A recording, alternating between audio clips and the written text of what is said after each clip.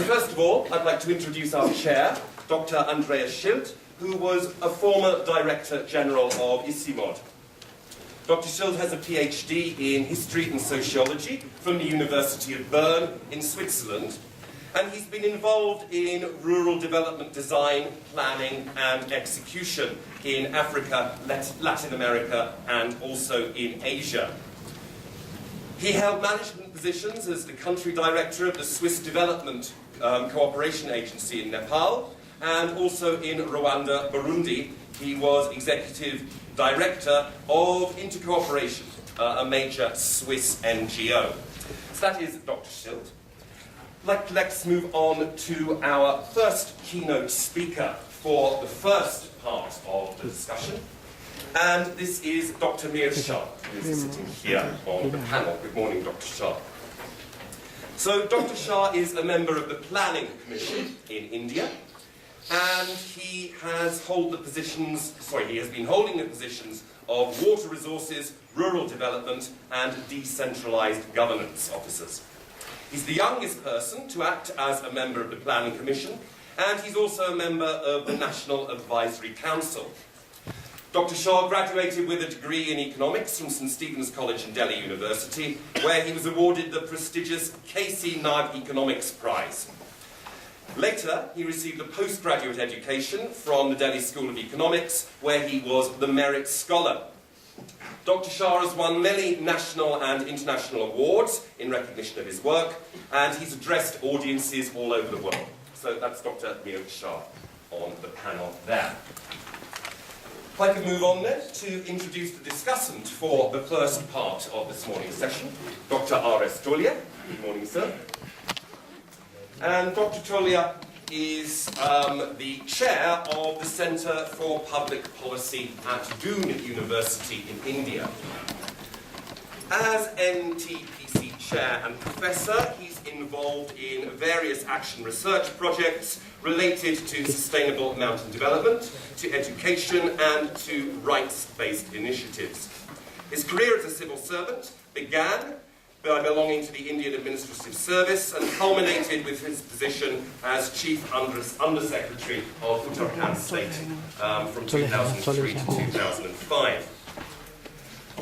He's been involved in the strategic planning exercises in ICIMOD in 2006 and Sir Ratan Tata Trust in 2006 and 2012.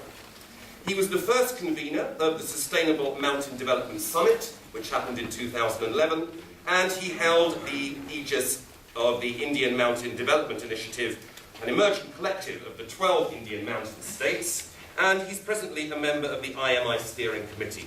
So that's Dr. Tolia on the panel there. I'd like to introduce then the keynote speaker and the discussant for the second part of our discussion this morning. And first of all, I'd like to introduce Dr. Ateeq Rehman, who is on the panel here, and he is Chief of Poverty, Planning and Development Commission in Pakistan. He's currently working on the coordination and monitoring of progress towards the Millennium Development Goals, and as a liaison with various ministries and organisations to implement those Millennium Development Goals in Pakistan. He's also responsible for looking at poverty-related issues in SAARC countries and works on poverty-related programmes for UNDP, DFID and many others. Mr. Rehman is preparing chapters on poverty for Pakistan's annual plan, the 5-year plan, and the 10-year Perspective Development Plan. So that's Mr. Ateeq Rehman on the panel. And finally, I'd like to introduce Dr. Ganesh Thapa.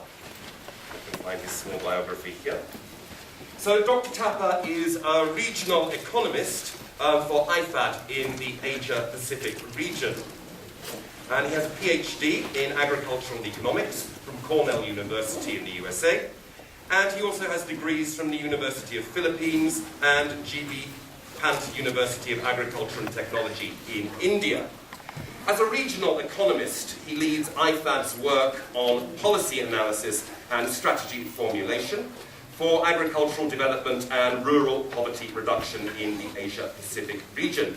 Before working for IFAD, Dr. Thapa worked for Winrock International, where he was a director, and led a project on policy analysis in agriculture and natural resource management. So there is Dr. Ganesh Thapa on our panel there. So just before we begin the discussion, I'd like to ask Dr. Chandra from ICIMOD to please welcome the panelists.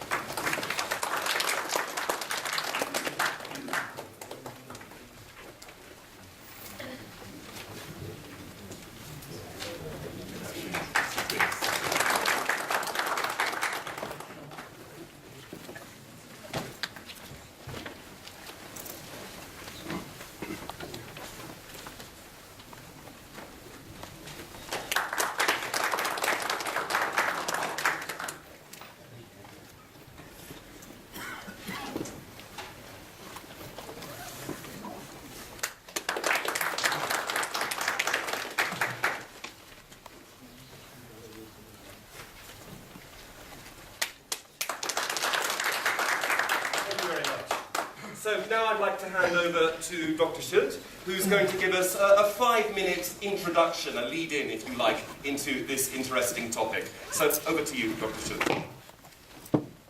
Thank you very much. First of all, good morning. After our cold evening, we hope to have a warm morning session. It will actually be the first plenary session for this important conference. Let me start with a personal remark, and I would like to start by thanking and congratulating David Malden and his team for taking up this topic here. And because it is not only important for ICIMOD, I think it is important in the whole global discussion on the post-2015 agenda.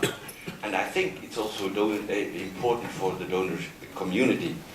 So I think it's a very timely moment to discuss it, and I think we should be aware that if we come forward with very convincing proposals, that this will be relevant not only for the work of ICIMOD, but also for the discussion we have in the frame of the UN family for the post-2015 agenda. Poverty and fragility, I think, is certainly a highly important issue for us here in the Himalayas and in the mountains. I remember when I visited as DG the member countries, the representatives of the member countries always said, look, it's nice what ICIMOD is doing, but watch out, we have a poverty issue in the mountains, and we want ICIMOD to show how we can reduce the poverty. So there are very clear expectations from ICIMOD. On the other hand, we realize that in the frame of climate change, that fragility of the mountain people in the frame of climate change is increasing. And it is increasing more in the mountains than downstreams, probably. So, and we don't just have to focus climate change. We could even probably say that development in the mountains tends to increase the fragility of mountain people. That would be subject to discussion, I think. So I think for ICIMOD, it is very important to have here a framework to strengthen its operational activity. But I would like to insist on the debate on the post-2015 agenda. You're aware that after Rio +20, the idea was to define a way forward with the MDGs after 2015. But at the same time, we are talking of sustainable development. So the ambition, actually, of the global community is to define a way forward, not just for reducing poverty and reaching MDGs to be defined post-2015, but also to increase and strengthen the sustainability of development, and which is particularly important in the frame of climate change and other changes in the world. But I would like to mention a third dimension of our discussion, which I think is very important and maybe not so present in the discussion. I think the discussion is also very important for the donor community.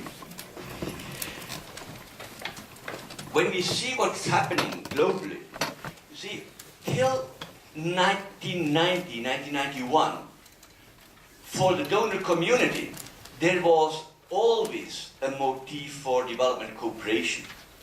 Very often a hidden motif. But the fight against communism for the Western world was a very strong motif for doing development cooperation. I mean, it started with the Truman Declaration, and it went till 1991. This has all gone over with the end of the Soviet Union. Since then, whether we like it or not, there is a certain crisis in development cooperation from the perspective of the donors.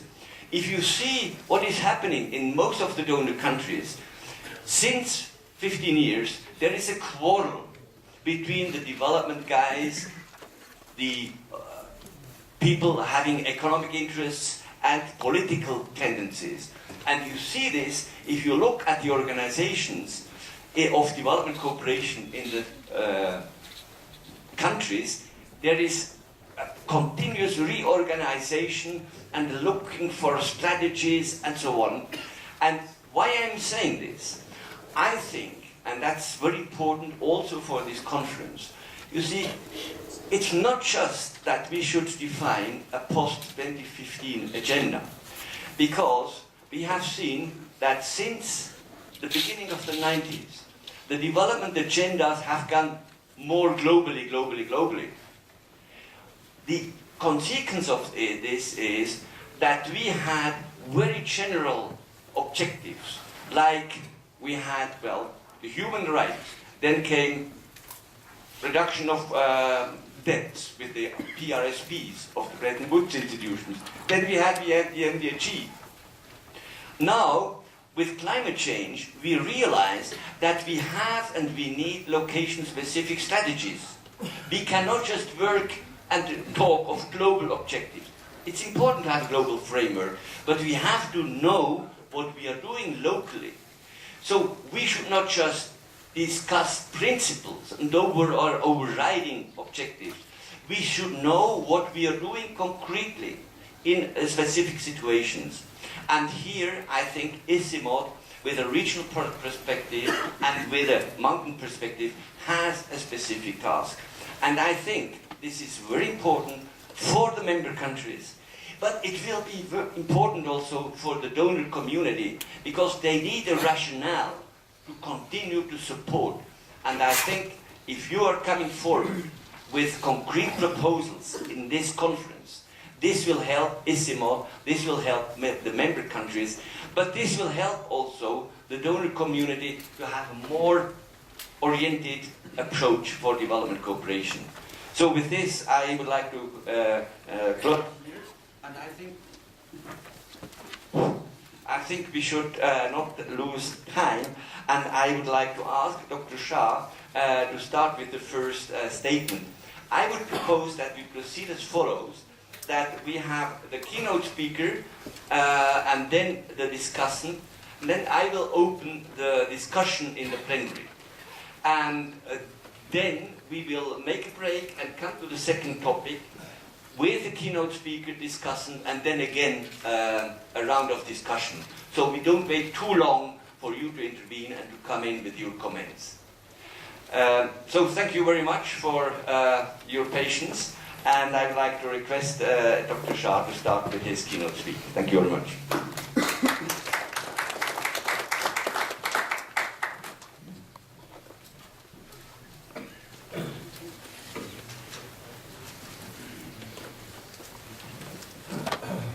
Thank you, Chair, for your opening remarks, which actually helped set the tone for my observations this morning.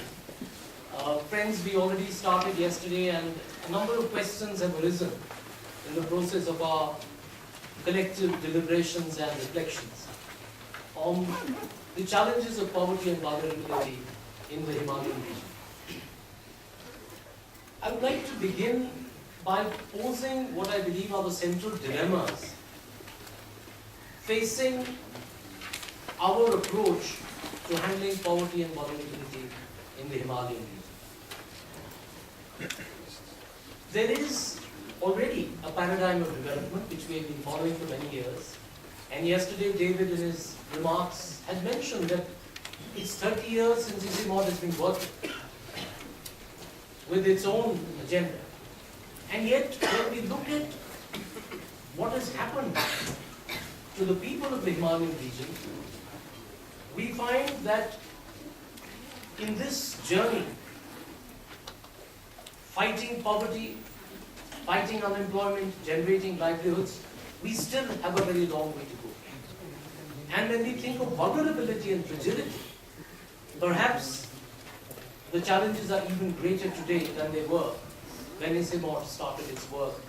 And when a very different paradigm of development is really the one which dominated the scenario of development across the world, including the Himalayan region. So the first question that I want to pose and then suggest possible answers and kick off a process of joint deliberation is that on the one hand we speak of the development imperatives.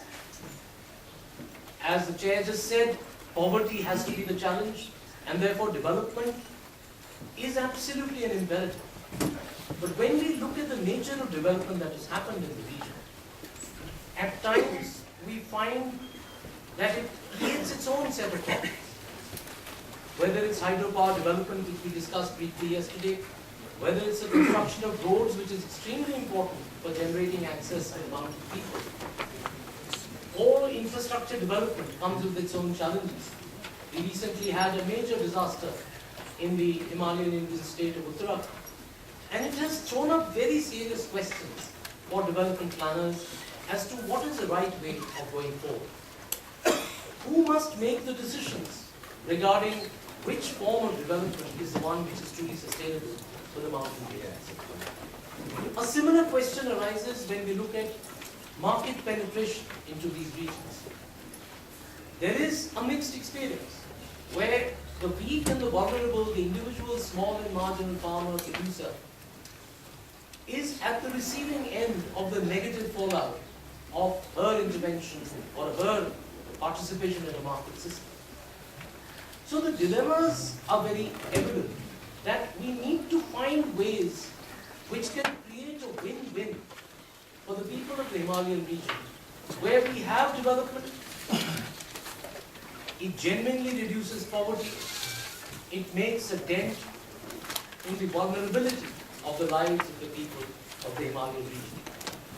There is market intervention, but it does not lead to the pauperization of the people who participate in these market systems.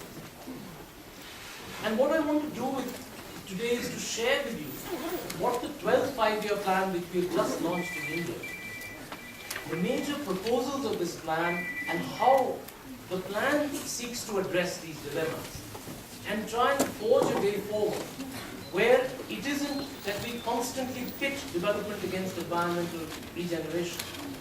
It's not that we speak of old models of self-sufficiency which keep the markets out, but find ways in which there are powerful partnerships that can be struck which benefit the mountains and they benefit the mountain people.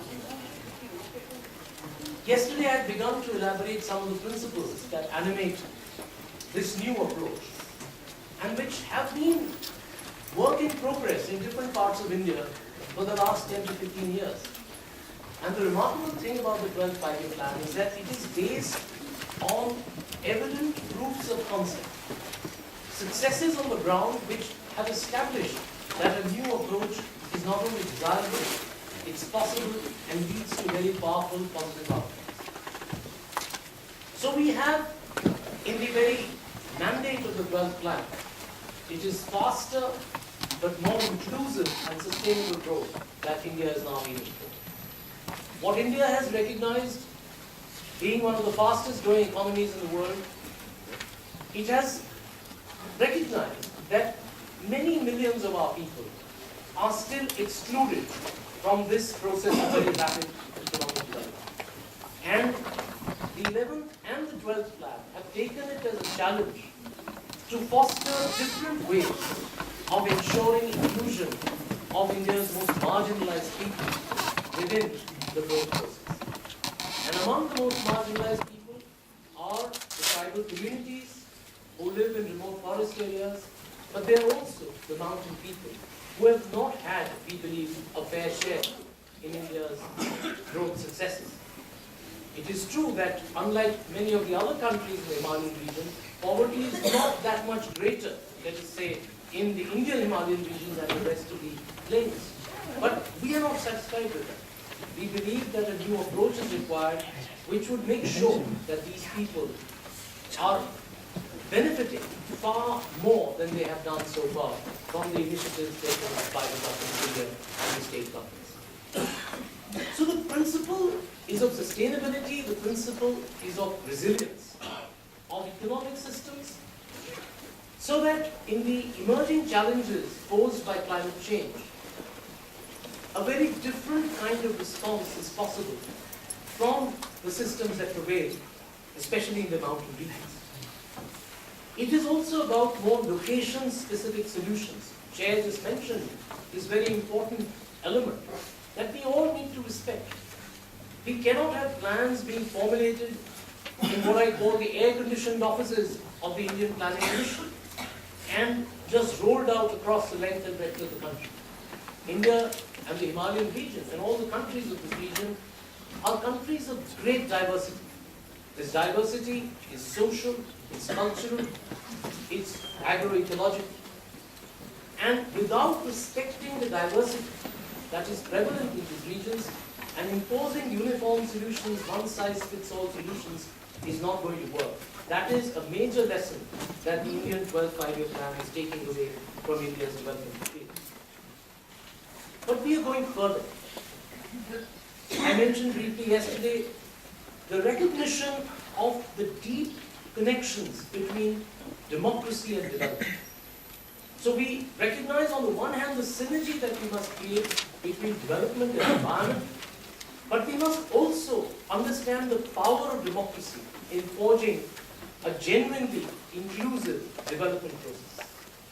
So when we speak of the dilemmas, the questions that arise about the development agenda, about what kind of development we must have, what India is now saying is that the decision about that will not be restricted to centralized offices where decisions are made and then imposed upon the rest of the country. They will deeply respect the powerful democratic fabric of the Indian nation, and decisions will follow what we call the principle of subsidiarity, that solutions to problems are best found closest to where the problems exist. That ensures, firstly, a powerful democratic base for those decisions, but it also ensures the other principle which I just mentioned, the location specificity of decisions. The appropriateness of the model of development that we undertake becomes much more ensured if decisions are actually made by bodies of local self-governance. And in India we call it the Panchayati Raj system. It's more than 20 years now since the constitutional amendment empowering India's panchayats was passed by the Indian Parliament. But it has been a long and checkered history in trying to make these institutions genuine bodies of local self-governance, to be sufficiently empowered to be able to make the kinds of complex decisions we are expecting them to make. It is often said that these bodies require three fundamental elements for them to be successful as bodies of governance and agencies of development. They need the functions to be devolved to them, and this was done 20 years ago, when the major functions regarding the development process were transferred to India's bodies of local self-governance. But apart from functions, they require funds. They require the resources to be devolved to them so that they have the available financial wherewithal to be able to undertake development as they deem fit. And this, I can see, happened about 7 years ago with the passage of the National Rural Employment Guarantee Act. Now this, being the largest employment program in human history, put unprecedented amounts of money in the hands of bodies of local self-governance. But what we still were not able to do, and this is the third F, we had functions, we had funds, but we also needed functionaries. We cannot romanticize this devolution of power. And that unfortunately happens when we don't back the transfer of functions with the transfer of funds, and we don't back the transfer of funds with the transfer of functionaries. The human resources, the professional human resource capabilities that these bodies of local self-governance need, and with the 12th five-year plan, India has made major steps towards empowering these bodies of local self-governance so that they will have professionals supporting them in making difficult decisions about the specific form of development that they need to carry out in their own areas. So the attempt is to move decisions regarding development as close to the point where the problems exist, and then equip the bodies who are democratically elected with the funds and the functionaries so that they can actually perform the task, the historic task that has been devolved upon them. Now, to give you an example of the Employment Guarantee Act, yesterday there were certain questions raised, and often the Act is seen as a major cash transfer. It is indeed a cash transfer. It is transferring huge amounts of money into the hands of the most deprived people of this country. But it is doing much more than that, and that is where the synergy between democracy and development is best illustrated. Because what we are doing is to say that the decisions regarding the works to be undertaken under this program, the largest employment program in human history, the decisions will be made by bodies of local self-governance. And the power of the Act lies in the fact that none of these decisions can be overturned by higher bodies of governance. The only thing that can be done by the bloc or the district authorities or the state or the central authorities is to point to any legal deficiency in the decisions made by these bodies in case they are not in consonance with the architecture of the Employment Guarantee Act. Then they can be referred back to the body at the village level for reconsideration. So this is the kind of power that we are placing in the hands of India's people, and I believe in the mountain regions there, it is imperative that we strengthen these bodies of local self-governance and decisions are devolved upon them so that the dilemmas that arise in the development process can be better resolved. That decisions regarding development, it's not that the mountain people don't want development. It's not that the mountain people are against infrastructure, because this is the kind of myth that is spread when the dilemma between environment and development is sought to be highlighted. I believe there is great wisdom in the mountain people which we must learn to respect. And we must engage in a very constructive dialogue with them, where propositions come from the local bodies of self-governance and they are debated and discussed in larger and larger forums so that appropriate strategies can be forged in the crucible of democracy. I also mentioned the dilemma that arises with the interface with the market. Now, a lot of people in India, for example, the Gandhian tradition was about local self-sufficiency. It was about actually not allowing the markets to enter because the markets have been seen as predatory in themselves.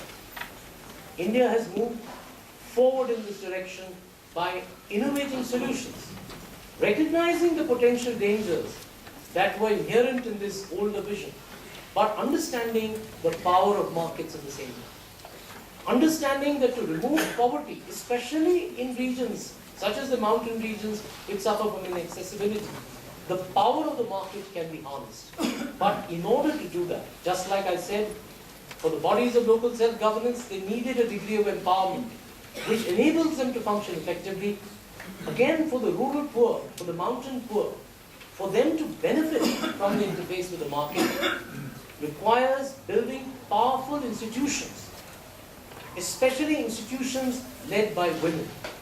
The agency of women was mentioned yesterday by Dr. Prong Roy, and I believe in all our experience in India, in the development experience of the country, we have found that institutions led and governed by women appear to be far more effective in terms of delivering development and genuine development outcomes to the people of the regions, especially those which have felt excluded from the mainstream development process.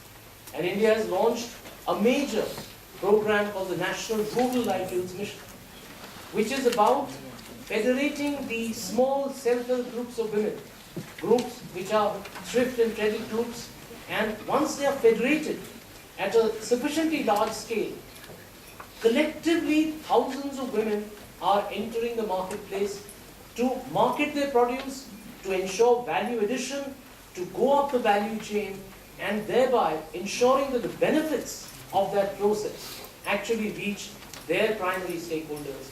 We have now experience of producer companies. I have actually now been part of founding the first private limited company called Safe Harvest, which is about developing the produce, especially of the mountain regions, which in a sense is default organic, or at least is free of the menace of pesticides. And we are trying to create market opportunities for these primary producers, making them the primary shareholders in a company like this one. So what we are saying is that the power of the market can be harnessed for the benefit of people of these regions if we have the appropriate institutions in place.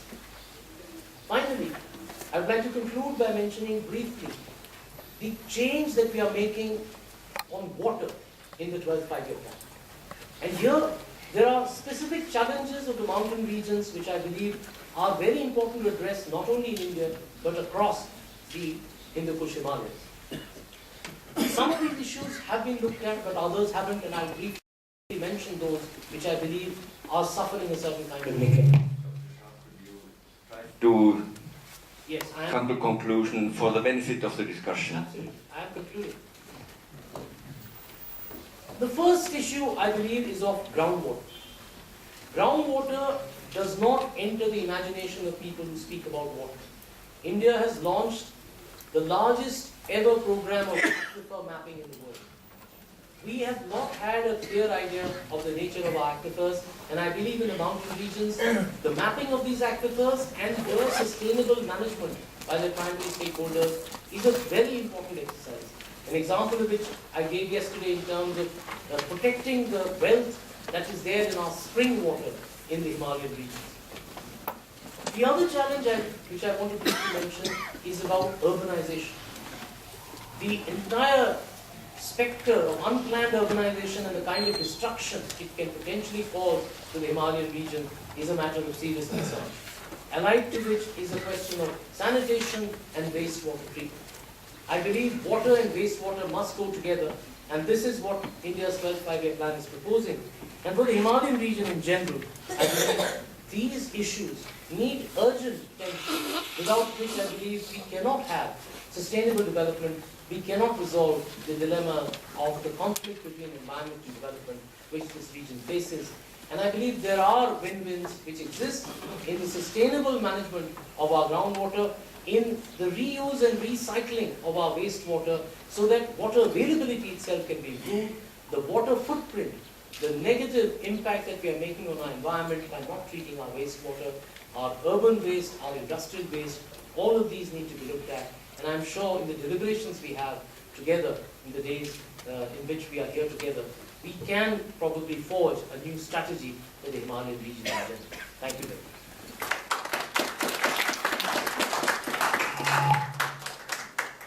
Much, Dr. Shah. You certainly agree with me. There are a lot of points where we would like to intervene already and come in, but I think we should hold back and hope that Dr. Tolia will do it partly for us, and I'd like him to come in with his comments on the statements of Dr. Shah. See, try connecting from here. Would you like me to go there? Or? So I think with your permission, the Chair, I think. So first of all, I would like to thank Dr. Mihir for taking up so many issues. And as a discussant, of course, really difficult for me to really cover. The huge spectrum is covered. In the main, the points which I think do deserve to be considered by the whole gathering in the participants, and which is, I think, are relevant for all the mountain areas. So I'll confine myself to issues which I think perhaps deserve to be looked at, both from the futuristic angle, as the chair said, from the angle of the donors in future when we are sitting in ICIMOD. First and foremost, I think there is no doubt that the approach which our country, India is following today is perhaps one document which I think has had one of the unprecedented round of consultations. That I think goes to the credit of the Planning Commission, of which Dr. Shah is a member, that huge amount of consultation took place, and I think no segment of society. So I think the document deserves to be looked at from, integrating the perspective which emerges from many directions. As a mountain person sitting in the mountain, when I looked at the same document, I naturally can't help looking at what is the space that has been created for the mountain and the mountain people. So I will dwell on that aspect and also cover what Dr. Shah has mentioned. I think the major theme that the current planning process has, I think, logged is the word which is very exciting for us, the mountain people, is more inclusive. The preceding the plan which we actually built upon, the second plan, current plan is, it had inclusion as an, guiding principle. This time it is more inclusion. So I think 5 years down the line, our understanding of inclusion has deepened. I think the spectrum of inclusion is no more only poverty. That I think is very well spelled out. And as a mountain person, I look at it as a great opportunity for the mountain people. The space has been created in a process of planning and implementation. When I look at the mountain state, I think yesterday also, Professor Shah and others also mentioned about the voice and the space. I look at the space. Where is the space for the mountain people? What space has been created in the process of development?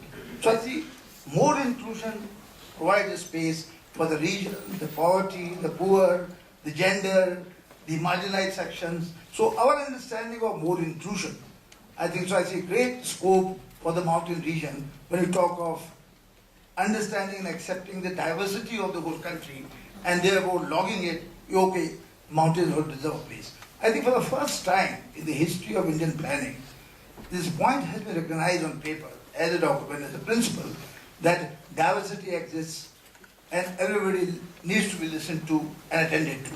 So for the first time, I think mountain region, the mountain people have got a recognition officially. That's one. Number two, second point on the flip side comes to, okay, that gives you resources, additional resources. Maybe you are not complaining anymore about the resources, but the issue of how to use the resources is emerging as a major issue. Now today, I think all the mountain states are more or less, I think now autonomous in the sense that they can make their own decisions when it comes to how to plan, what to take, what to...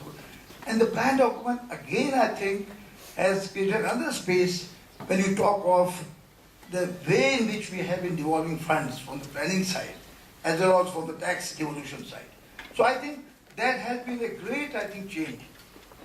As for the resources for the mountain, developing mountain region, and the addressing the agenda of the mountain people, that whole flexibility, the choices given to you, the option, the way you can plan. Recently, I think we were looking at the committee report which provided, that in principle it's been accepted that in the norms which we are following, perhaps also not the norm we should be strict about. The flexibility, the flexi funds, recognition that the mountain areas are not the same privilege as the plains area because the market doesn't exist, private sector doesn't exist, the alternative to public sector intervention does not exist. So those constraints, I think, have been taken on board. And this is a major, I think, opportunity for the mountain people. This is the first point I would like to add on to what he has said as a discussion, that perhaps, yes, resource has been provided, it has been recognized the mountain regions do require special treatment, adequate funds are flowing, and the fact that all the mountain states were invariably part of a larger state. And we had a larger state, we were started looking at a very limited point of view. You have very limited, I think, options available in terms of planning. That, I think, Doon has been. With the flexibility, flexi fund, the flexi approach, the two major programs with which Professor Shah himself has been intimately intimated and was the formulator of the guidelines, do talk of huge amount of flexibility which can vary from state to state, location to. And that is crucial for the mountain development. The microeconomics which had to be on board for mountain development has been recognized as a principle. And it is a great stride as far as I think the mountain area is concerned. Third point I think I would like to bring to notice for him also as a planner is that when you look at the total growth of the mountain area, majority of the states emerge out of the most backward region of larger states. My state, for example, was a part of a state which was bigger than Pakistan. You can imagine how a state emerging out of state, how neglected must have been. So the fact remains after separation, and this one especially I want to flag, and that may happen to other regions of the country also, when the smaller states emerge out of bigger states, their problems of, the issues of development are unique. Because normally they are deprived of institutions, they have to either create new.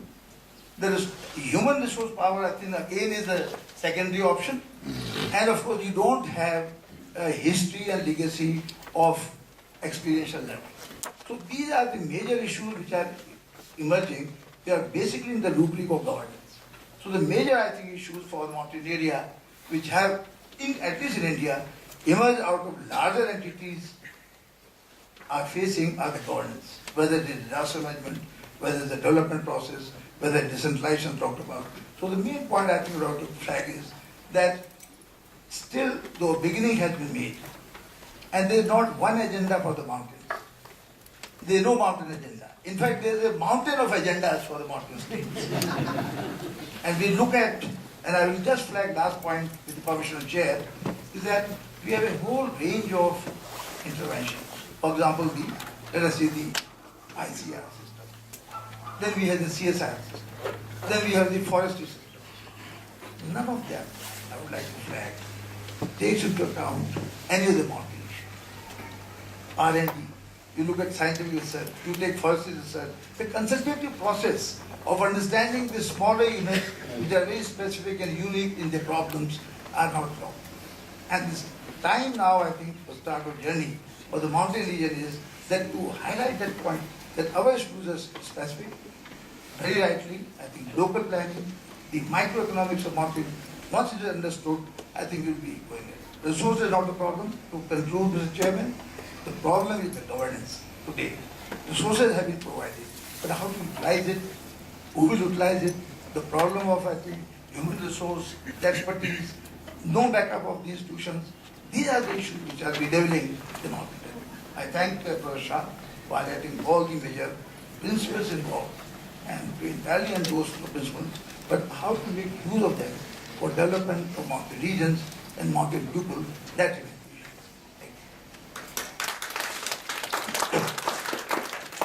Thank you. We realize that we have not just mountain issues, but to take his statement, we have a mountain of issues. And I would like to take the opportunity to give the floor the possibility to come back with questions to the keynote speaker, but also to the discussant, but eventually also to make remarks for the conference as a whole. So please do not yet go too much into detail, but we are interested in having views to bring us forward for the discussion and also in the later discussions which will take place. So where do we have mics? Where are they? Okay. So I propose I take a few questions. 20 minutes. Okay, thank you. So I propose I take 2-3 questions. 2-3 questions, and then we make a break to react from the floor, from the panel here, and then we continue. Yeah, we have one question here. And second, and yeah. gentleman from Pakistan, and Professor Choda. So that's the first three. Okay, please go ahead. My name is Andreas from Pakistan. My big question is this universal employment program. How replicable it is for the other South Asian countries? Yeah, please. Here, I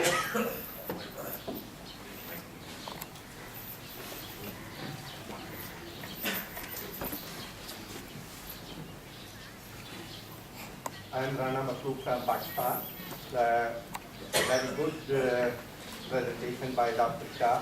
I would just like to ask that is there any difference to adopt or absorption of mountainous program by the different areas, different mountain areas of the India? Okay, thank you. Third question, Professor Choda. My name is N.S. Jodha. I work at ICIMOD. Now, I have a very simple. It's already on.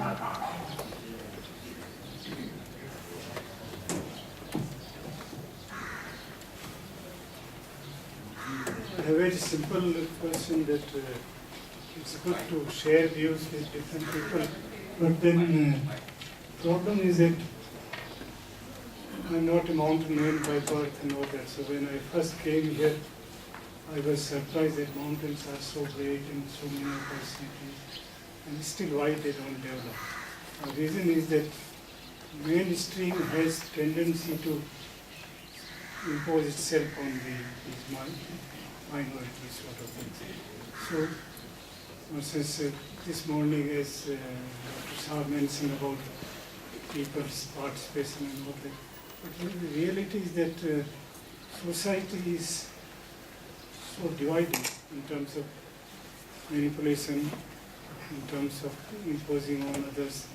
And for mountains we do things, but for instance, these days things are better. Otherwise, nobody wanted to work in real marginal mountain area.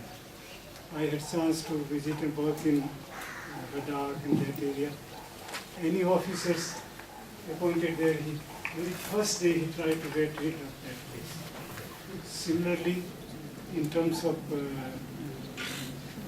present democratic system and power to people, it's good to speak, and I'm sympathetic and I share, but the reality is that clever people, they always clever from outside. So, how do you empower the mountain people themselves? So my suggestion is that I think we should be appreciating all these suggestions, but being more realistic. Suggestions to more realism. So, I think, Dr. Shah, please. Yeah. I think there were three excellent questions and observations. About the replicability of NREG across the countries, I would say that in terms of the approach, there is nothing stopping the replication, because it is about giving people a legal right to work. I mean, that's a commitment that the government makes to resources depending on the demand for work. Now that is something which definitely is something which can be adopted. The only issue that I would have is to be considered is actually the replicability has to be assessed in each context by the countries themselves in terms of the capacities that they are able to provide. If we are talking of bodies of local self-governance, there are different levels of development across different countries. And we need to, in fact, learn from the Indian experience. I would even say the mistakes of the Indian experience, where in the initial years of NREGA, the capacities did not exist on the ground. And there was, in fact, a lot of misuse of funds that has happened through this program. So I think putting in provisions, powerful provisions of transparency, the use of modern technology, whether it's mobile telephones, whether it's internet technology, which we are now doing, has made a dramatic difference to the transparency and accountability of outcomes on the ground. And the other issue, as I said, professional human resources being deployed. If you don't do that, then I believe that success will elude even a program well conceived as the employment guarantee. about the differences across the mountain states, again, the differences do exist in India, within India, precisely because the capacities are different. There are states which have far greater, the crucial question for both democracy and development, I believe, is the strength of the frontline functionaries of the state.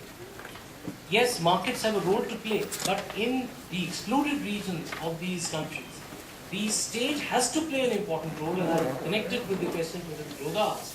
What happens is that in many areas, the frontline functions, people who are the interface of the state with the most deprived people, they are either missing or they disappear as some of the bureaucrats who want transfers onto these areas.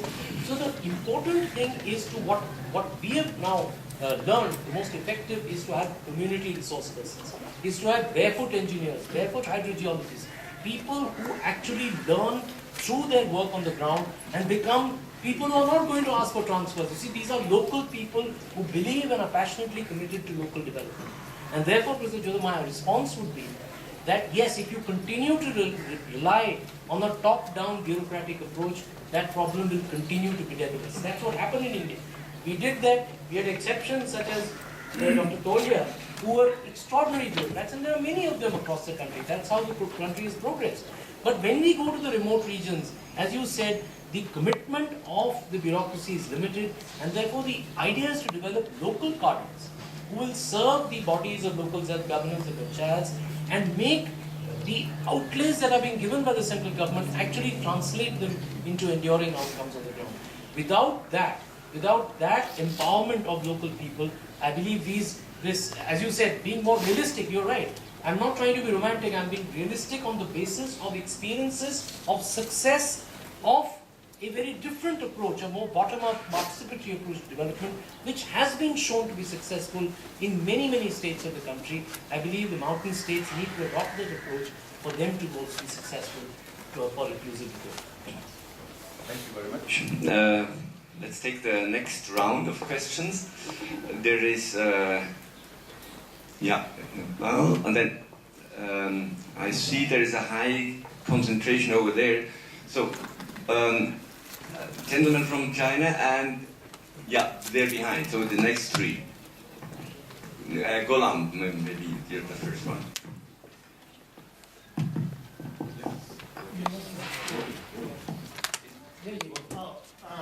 Good morning again. Thank you very much, Dr. Shah, and also a very nice presentation. My question goes to Dr. Shah. As you rightly mentioned that market, we have to use market power for benefit of the mountain people. But as you also know that market is work based on competition, and it favors always the large scale economic scale, bigger production where every facilities are there. And mountain, particularly high transport cost, institutional function is low. So market people always not getting benefit out of market. So what you see the role of the state so that mountain people get benefit out of the market, not their further marginal.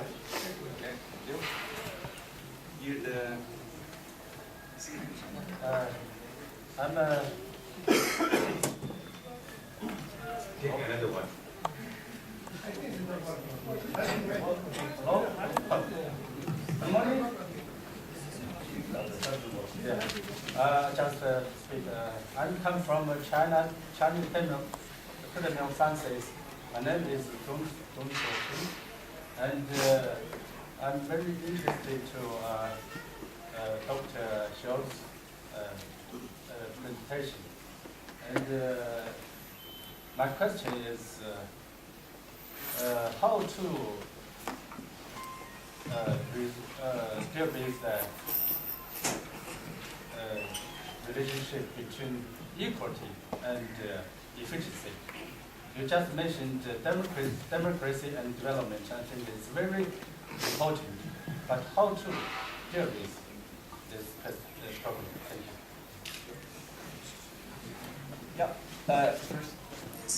Good morning. My name is Rajiv Sharma. I've come from India. My question is related to MDG. We are talking here about 2015 when we try to measure the MDG goals within us. I would take back to the situation when the MDGs were constitutionalized having the baseline of 1990, when we thought that the poverty, food insecurity should be reduced by 50%, and that time the Indian state of food insecurity was 24%. But now the food insecurity has become 26 to 28% in India, even in spite of working for around 12 years plus.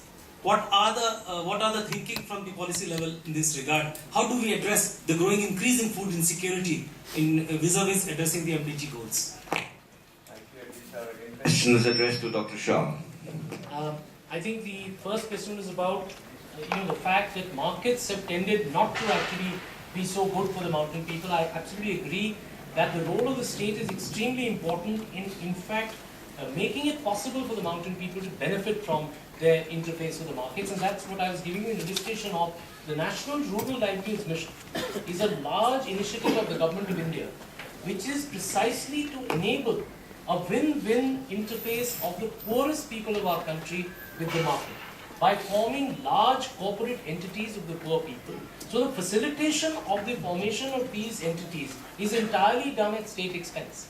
After that, after the initial facilitation that is done and the capacities are built, these institutions fend for themselves in the marketplace as they must.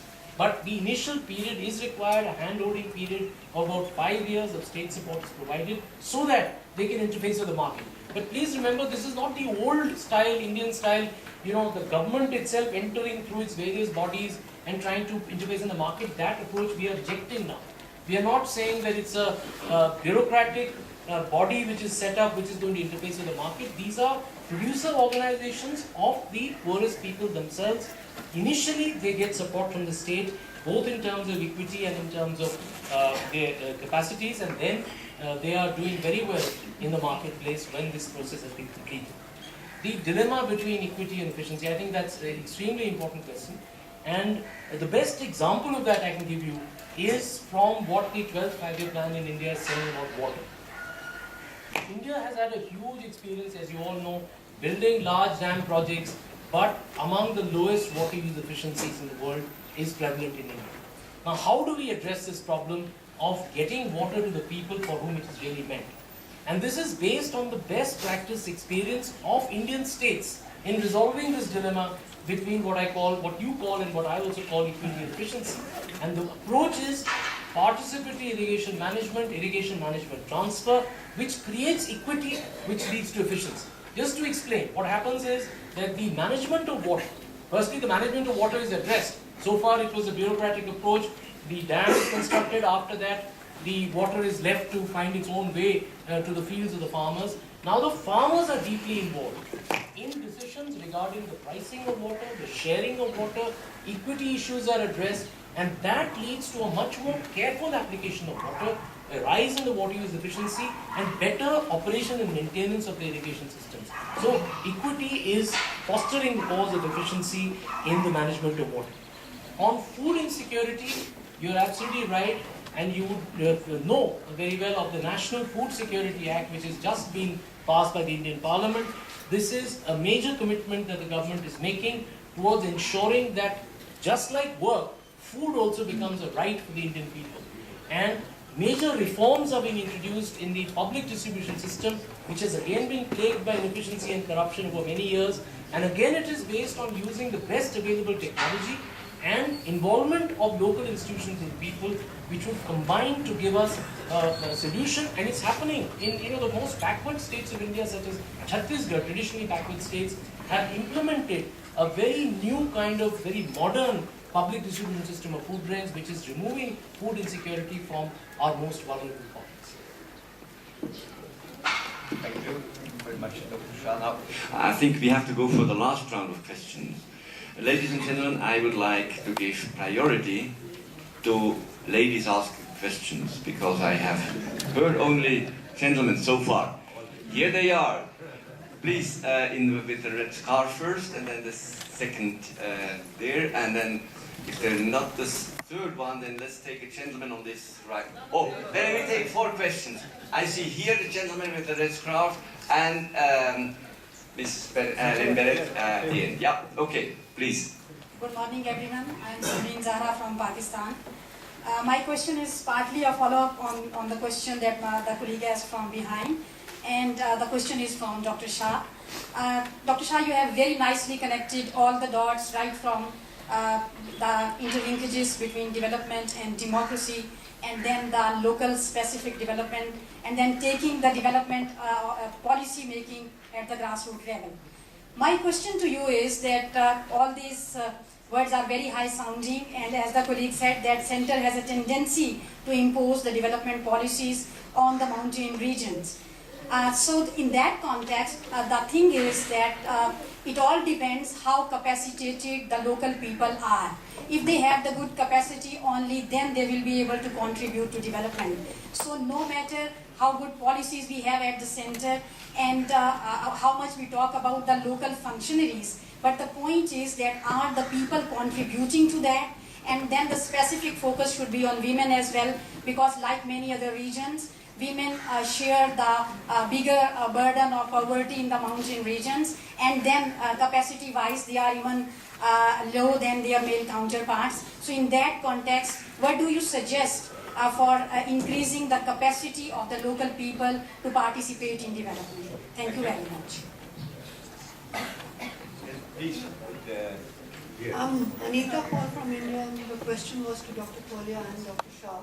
I really appreciate the fact that the market linkages and inclusive growth has been flagged. But I was just wondering whether, especially in the mountains, technology is so deficit, and without bringing in technology, I find that reduction of drudgery or any other issue is going to be taking a bit of an issue. So, is that flagged as an option in the plan? Okay, very good, thank you. Then, yeah, the gentleman with the red scarf. Hi, Sanjay Hazarika. Yes, fine. Yeah, hi, Sanjay Hazarika from the Center for Northeast Studies in India. For both Dr. Shah and Mr. Tolia.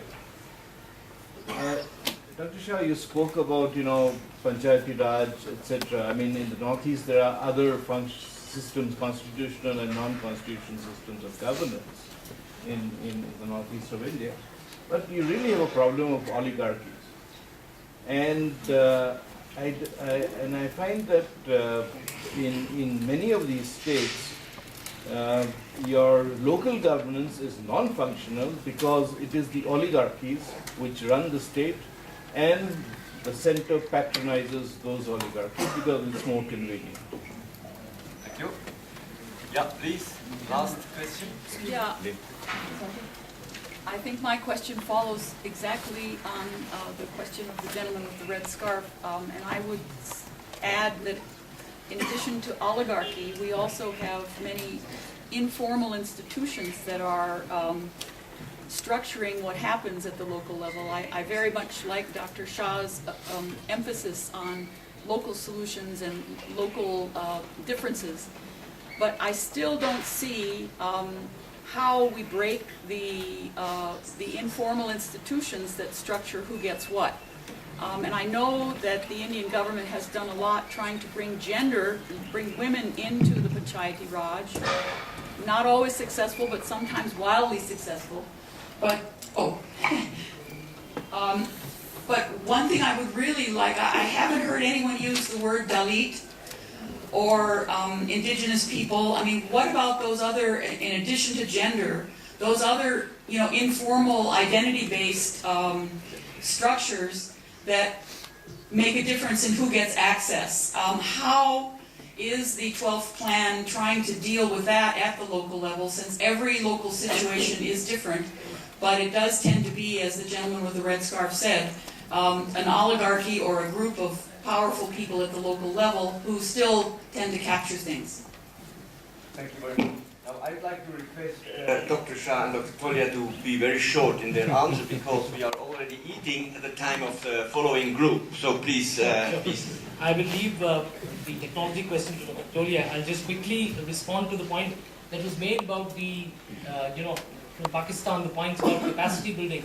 Actually, we'd be happy to know that the 12th plan precisely recognizes your concern, and they have started a new program called the Rajiv Gandhi Panchayat Sashaktikaran Abhiyan, which means a campaign to empower the local bodies of self-governance, which is entirely devoted. We are giving 6,000 crores in the 12th five-year plan just for building capacities to improving systems of local panchayats, so that it's not just something romantic that we are dreaming of. We have studied the problem, we have understood the experience, and we are trying to address the bottlenecks which are critical. And it is based, as Dr. Tolia said, on the consultative process that the plan used to formulate the plan. And that's why we have these inputs from the ground which we are trying to address. You know, the gentleman with the red scarf actually is not just a gentleman with the red scarf. He is one of the hopes for precisely addressing the problem that he spoke about. Look, Sanjay, I don't think everything can be done by the government. I think civil society has a very, very major role to play when it comes to breaking oligarchies. What we have done, what the 12th plan has done, is to expand the space that civil society will have. And to respond to your the lady in the back, the fact is that we are now saying that civil society has to partner with government and create a space for civil society. You may have read in my bio, I've been designated the first president of a new institution, which is called the Bharat Rural Livelihoods Foundation. And the entire mandate of this foundation is to support civil society action, civil society which is working with indigenous people, with the Dalit communities, with women in the lead, so that the state and civil society can work in partnership to finally break down the oligarchies which have characterized Indian society for centuries, if not millennia. And that challenge is very real, but we are doing everything we can to strengthen the hands of those who are trying to address this in their specific locations, in their specific manner. Dr. Tolia, please. Very briefly, to cover the ground I mentioned, in the time to dwell on that. I said our understanding of more inclusive has really deepened, and that gives hope to mountain people like me in the region that maybe a journey has begun.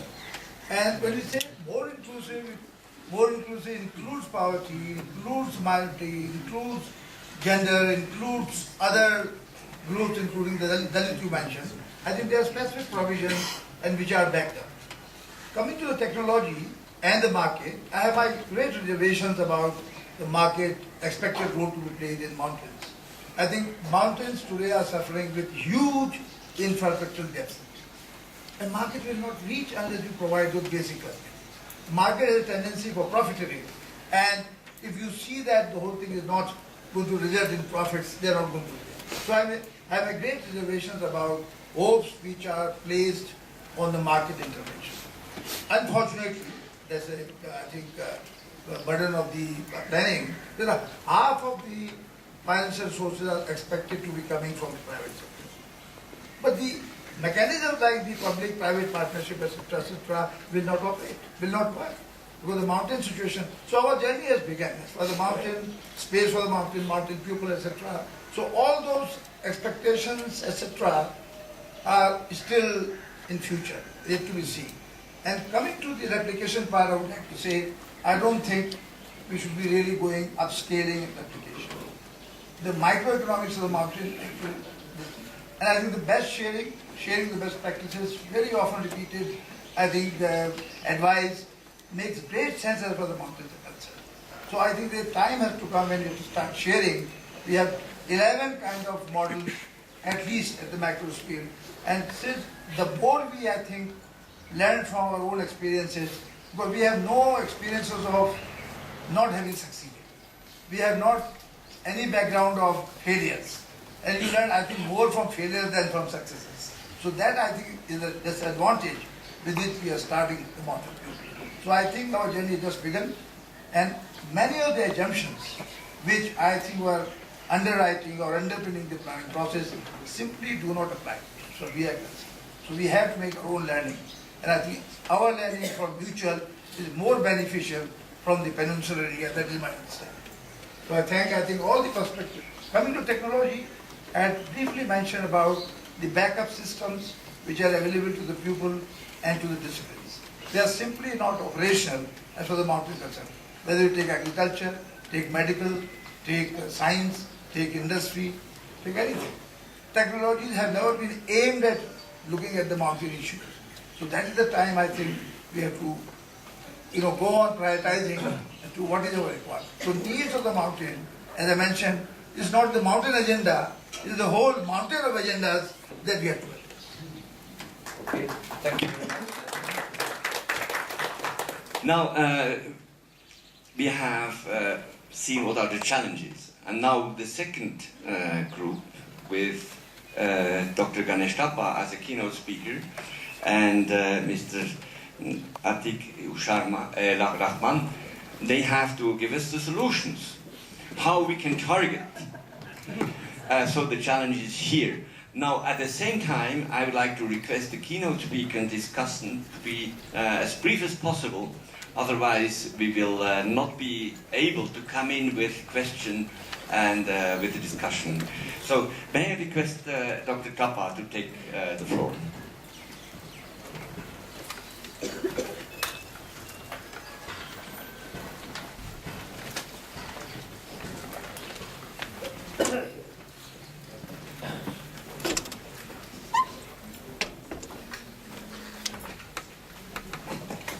Mr. Chair and distinguished participants, now in the interest of time I will not go through my presentation but share some experience that we IFAD have with respect to targeting on the basis of poverty and vulnerability of marginal people. For those of you who do not know about IFAD, the International Fund for Agricultural Development, we are a specialized agency of the UN, United Nations, and also an international financial institution with a mandate to work for the reduction of rural poverty and hunger in collaboration with governments and other stakeholders. And we have ongoing investment projects in most of the Hindu Kush Himalayan countries. In Afghanistan, we have a project which was referred to yesterday, Rural Finance and Livestock. This is jointly designed with the government. In Nepal, we have projects in Western Uplands, high-value agricultural products. In India, we have MRDs and NERCOM in Meghalaya. And in Uttarakhand, we have Ajivika, in which Dr. Tolia was very closely involved in the design and also implementation. And for indigenous people, we have projects in Jharkhand, Chhattisgarh, Odisha, Andhra Pradesh. And Mr. Frank Roy, the keynote speaker from yesterday, was also very closely involved in some of these projects. Now, I will skip my introduction on poverty and vulnerability because this was very eloquently discussed by Dr. Shah both yesterday and today. We in IFAD, we normally tend to focus on the poorest of the poor and the marginalized groups, which include small farmers, indigenous people, and women. And when we developed our regional strategy for Asia and the Pacific, we made it a point that we focus on what we call the less favored areas, which include the mountains, uplands, marginal coastal areas, and some of the dryland areas. And the interventions we promote through our joint collaboration with the government tend to focus on social and economic empowerment of these marginalized groups, so that development and poverty reduction becomes sustainable. And in each country, we make it a point that the target groups are defined through a stakeholder process in which the civil society and the local communities are involved. We normally tend to focus on chronically poor, but also those at the risk of becoming poor tomorrow due to different vulnerability and risk. We usually follow two-stage approach to targeting. First, we do what we call the poverty and livelihoods analysis with gender perspective. And also we look at the institutional and policy environment in which these poor people have to work and survive. And also we look at the contributions that other development partners and government agencies bring to rural areas, so that we do not work in isolation. And in the second stage of our targeting strategy, we define the target groups in terms of their resources, and we develop the targeting mechanisms, and also we set up the monitoring and evaluation system. And normally we do geographic targeting in which what we we do is we focus on areas where there is a high concentration of poor and where we can easily avoid the problem of elite capture, which is very difficult to find. So we usually tend to go to the second type of targeting, which is social targeting, in which we work with the community in identifying who the poor are and what kind of interventions are more suitable for them. Although we do geographic targeting, we also have worked with some of the research institutions like ICIMOD in identifying what we call the multi-dimensional poverty measures. For example, we work with DFID in a number of countries to develop multi-dimensional poverty assessment tools. And in this tool, we look at the 6 basic needs which were defined by a number of social scientists and policymakers, which include food and nutrition security, domestic water supply, healthcare and other aspects of health, sanitation and hygiene, housing, clothing, and energy, and education. So these are the 6 important dimensions of poverty, which are covered under the basic needs approach. And to these 6, we add 4 additional dimensions. And these are gender and social equality, exposure and resilience to shocks, non-farm assets, and farm assets. So these are the 4 additional dimensions in addition to the basic needs. And this particular method, the MPAT, the Multi-Dimensional Poverty Assessment Tool, is a survey-based thematic indicator. So actually there are different levels of computation steps. We start with household survey and also survey of the village. And on the basis of this data, we identify the 31 subcomponents. And out of these 31 subcomponents, we come to the 10 components I mentioned a while ago. Now, this is a major improvement in terms of defining a multi-dimensional poverty measure, but there are very serious shortcomings, caveats of this approach. First of all, like all indicators, this particular measure is a subjective measure. So it depends on the weighting given by different experts to different dimensions when it is aggregated at component level. And it cannot measure all aspects of rural poverty. I mean, you leave out some important dimensions. And nor can it establish causality. So this is also one of the shortcomings of this. And let me take a minute to go through a multi-dimensional poverty measure that we jointly developed with ICIMOD, and I think Dr. Drupal Chaudhary and his team were deeply involved.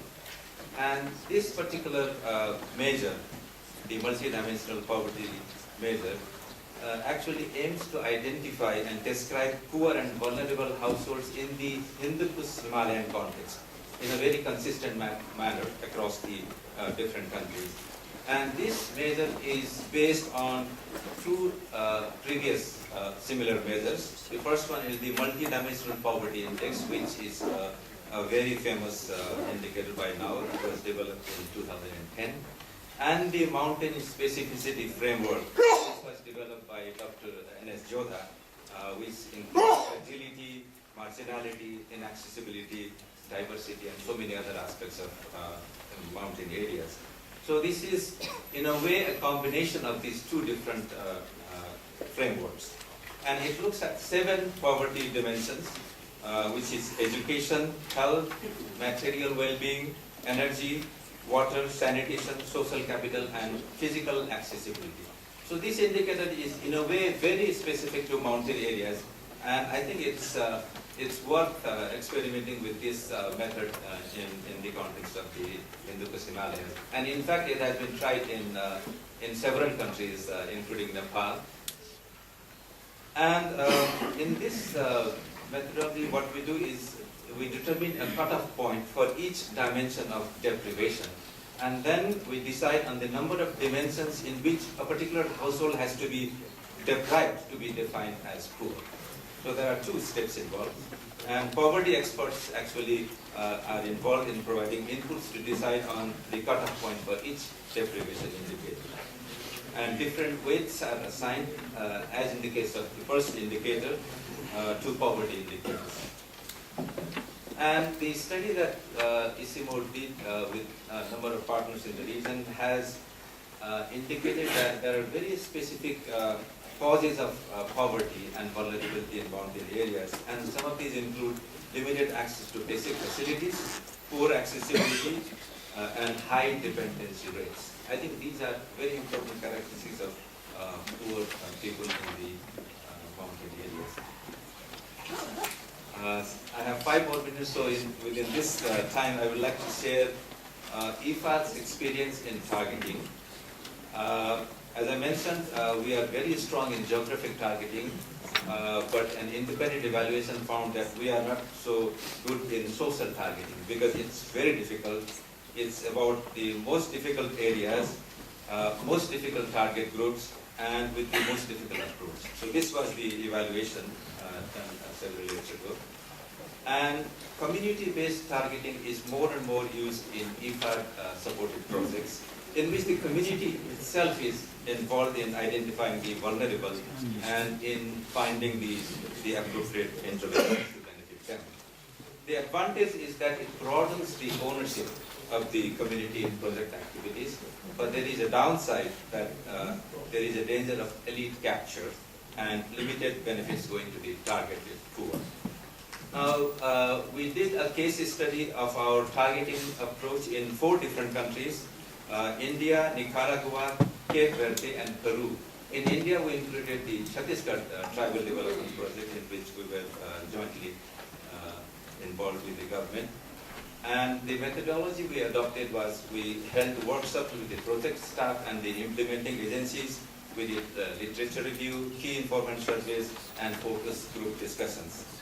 And the community level assessments were done to find out the people's own definition of poverty, to understand the poverty dynamics, and to determine the factors for inclusion and exclusion of certain groups.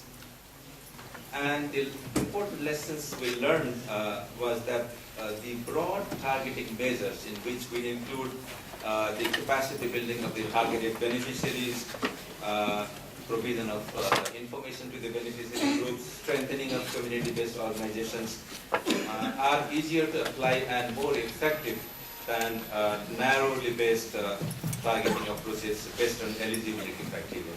This was the first important lesson.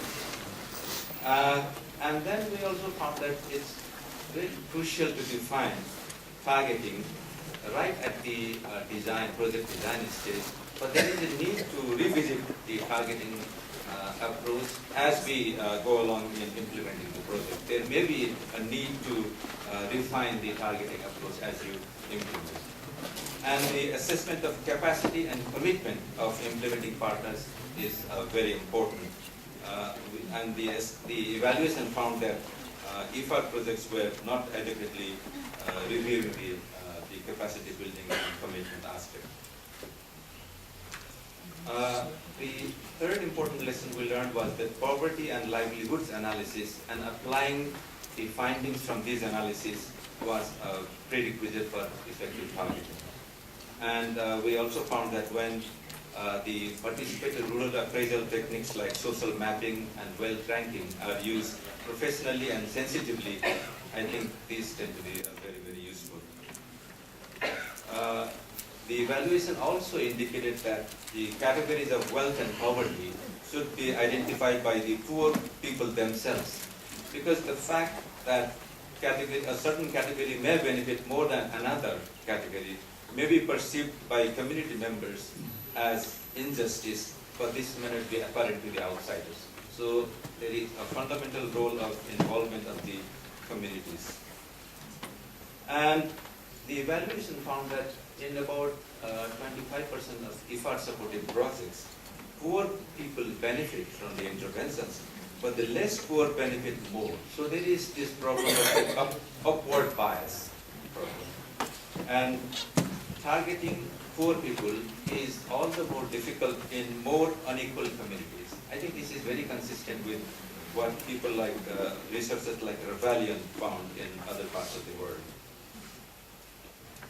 Another important lesson was that it is easy to target women, but their capacity, confidence, and self-esteem must be built up. Now, although women's membership in the target group may be achieved, sometimes encouraged by established quotas, the members may not benefit equally due to low capacity and confidence. So I think we should have additional measures to strengthen their capacity. Another important lesson was that we should pay attention to actual versus apparent access to benefits.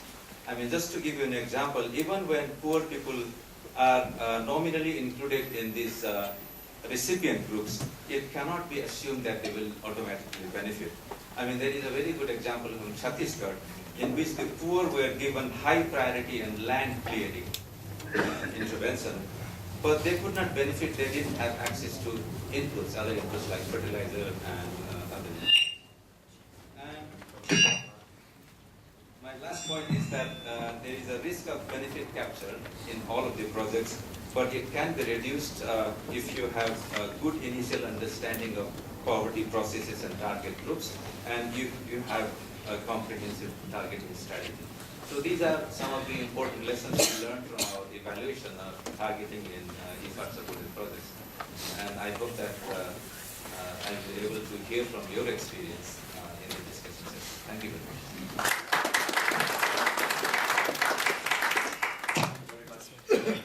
Actually, I requested Dr. Thapa not to use the presentation, so maybe he can make a photocopy for those who are interested.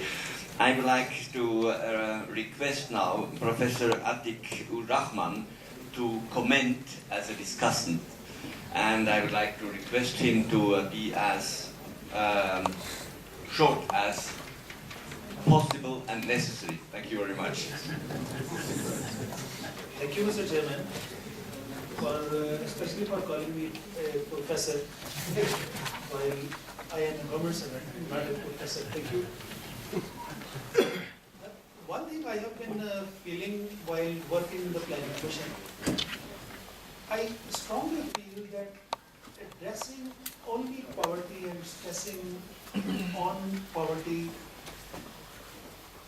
by different dimensions is probably not sufficient.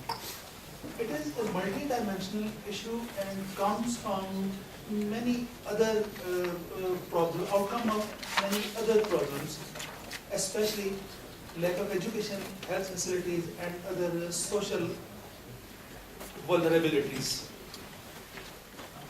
The problem of poverty in mountain areas, yes, the mountain areas are in fact more poor. The people living in mountain areas are poorer than other parts of the country. But we see in our country, the issue of poverty in Pakistan is relatively seems to be serious as compared with other areas. These areas are least developed as compared with other even rural areas of the country. So far as this presentation of Dr. Thapa is concerned, I was especially interested in his description of projects, because I have also been dealing with the projects. I was waiting for some detail of projects that IFAD and his organization is implementing in different areas where they are launching their project. But probably he skipped due to time constraint. Otherwise, we could learn more what they are doing. There is, we didn't have any description of the projects. And also he probably didn't mention how many of these projects are located, especially in the mountain areas. In my opinion, probably he could also have mentioned the outcome of already completed projects and monitoring of under implementation projects in the mountain areas especially, instead of only mentioning only the projects located in India.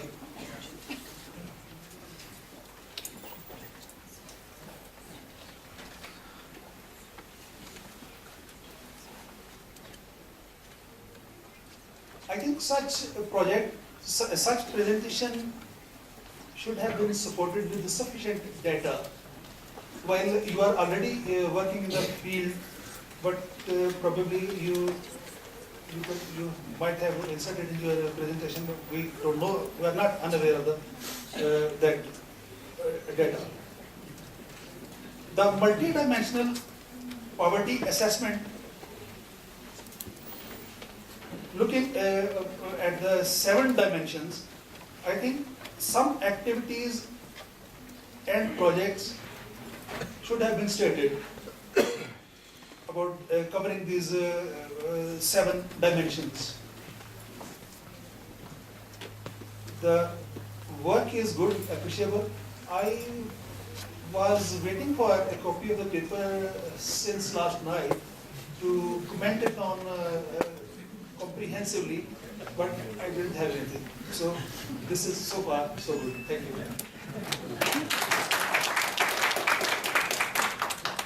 Thank you very much, Mr. Rehman. And I would like Dr. Thapa not to react right now.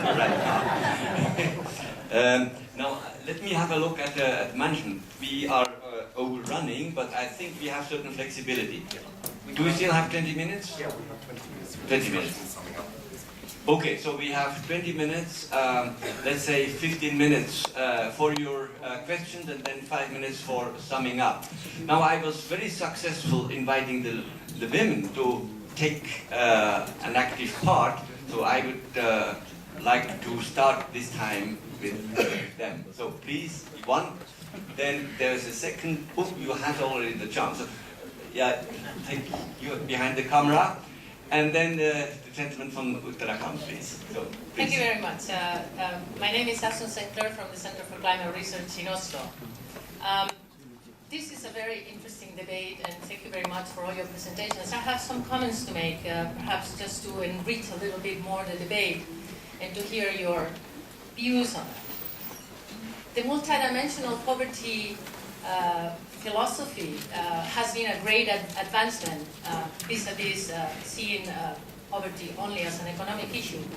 However, I think perhaps it's important to look at other factors in relationship to poverty that I think might open up the space for what needs to be a different type of debate for the post-2015. And one is looking outside the core and not only at the core. It is important to look at the core, indeed, but isn't it important to look outside and at the relationships between poverty and privilege and the relationships across classes?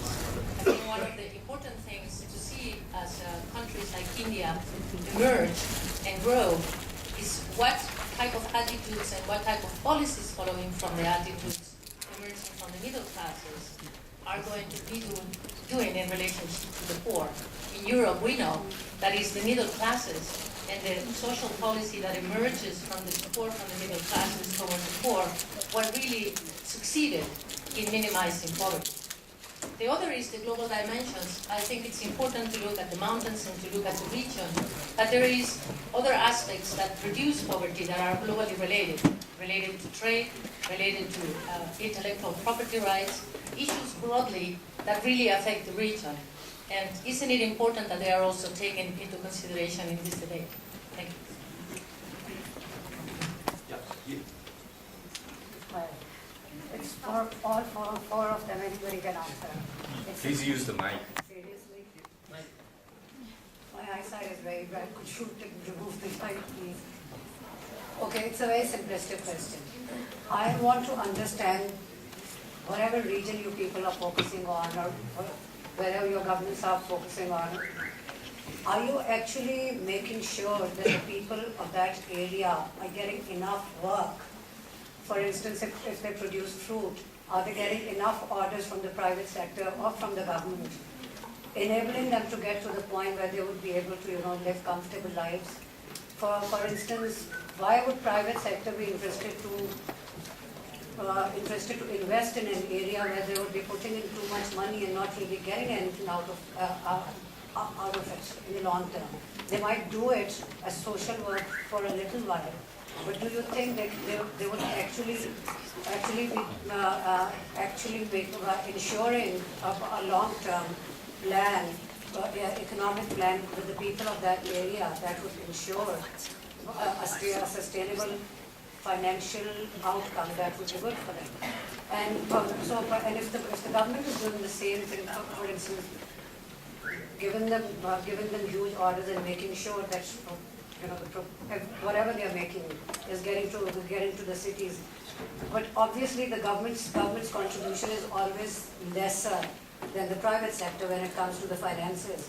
So I hope you get what I'm trying to say. Is it a sustainable plan? Because if there is no money in the end, I don't think there will be any sustainable development for anybody in that area, no matter what the plans are.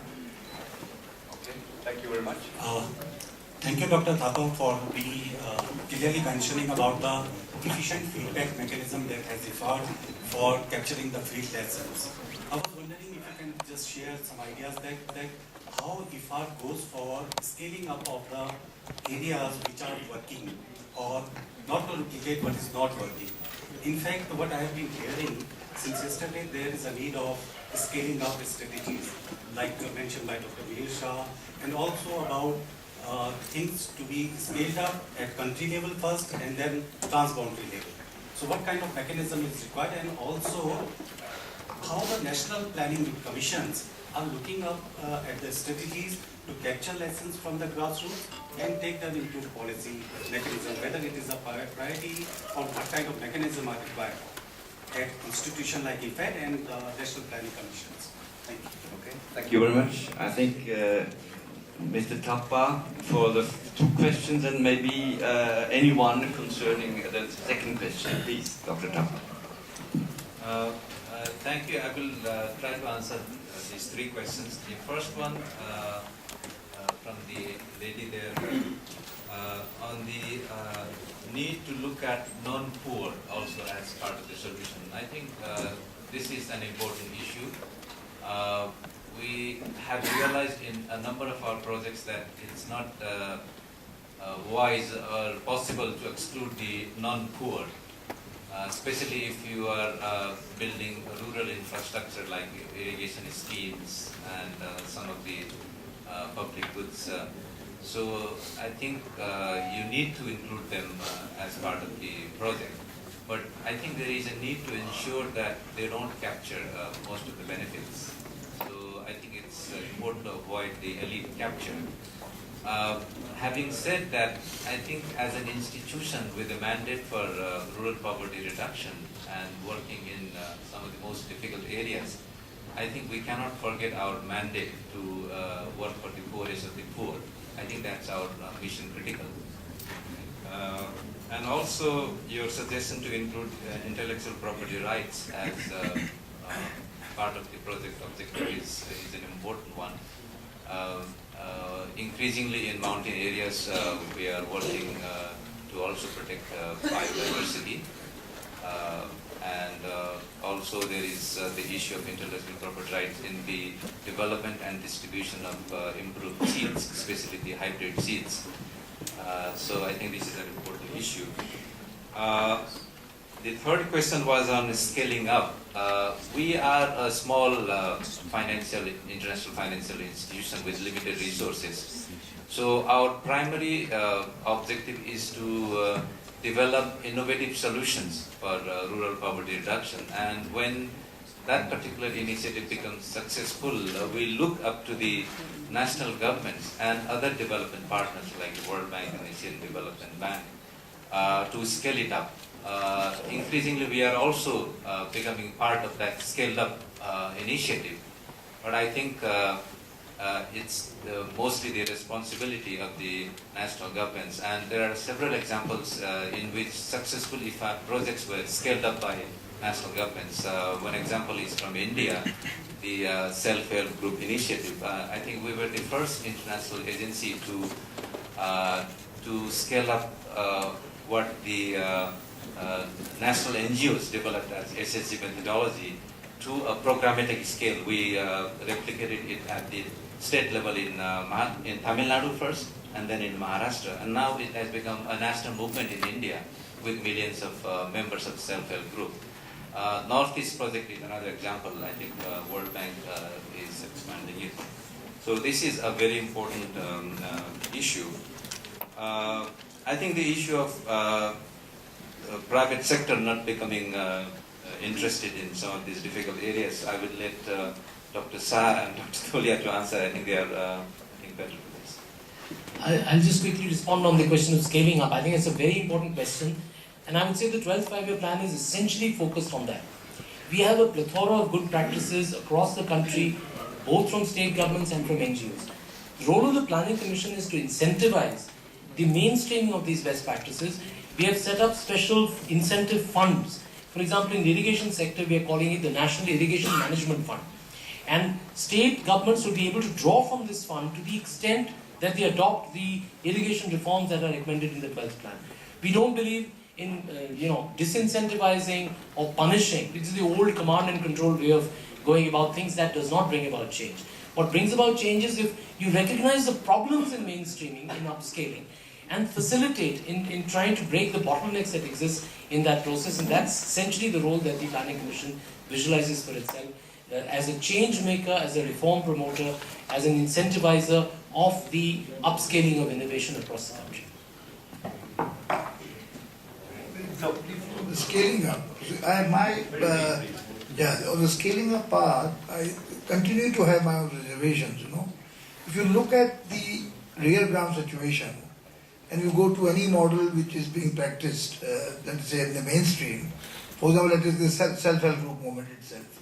If you go to the really interior area, the whole approach which is adopted by even National Rural Livelihood Mission, the institutions are poor and the groups are poor.